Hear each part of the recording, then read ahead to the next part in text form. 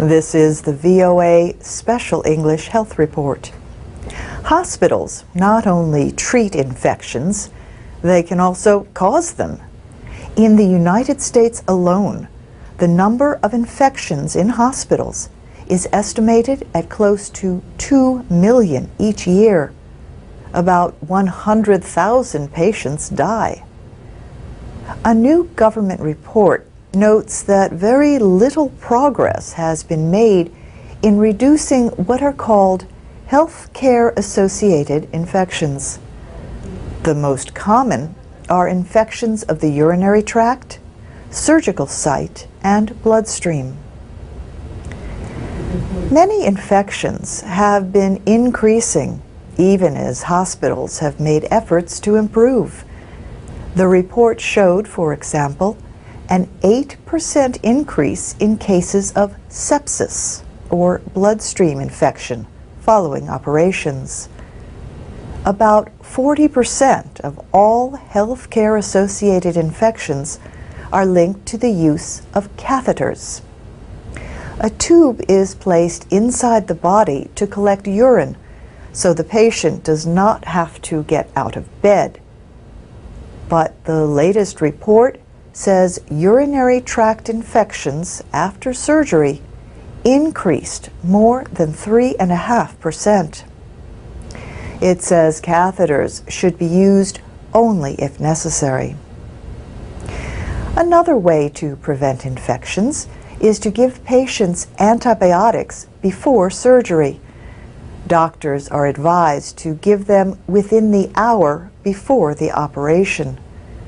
Patients who get antibiotics earlier than 1 hour are more likely to get an infected surgical wound.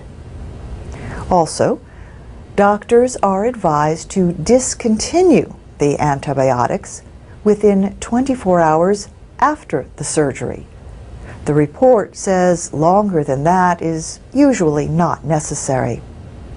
It can increase the risk of antibiotic resistance and serious kinds of diarrhea. Not all the news was bad. The report said the rate of pneumonia in adults after surgery decreased more than 11.5%. A separate report looked at the differences last year in healthcare for different groups in society.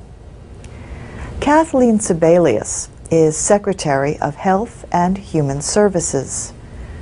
Her department produced the 2009 National Healthcare Disparities Report and National Healthcare Quality Report. She noted that racial and ethnic minorities were less likely to have insurance and less likely to get the treatments they needed.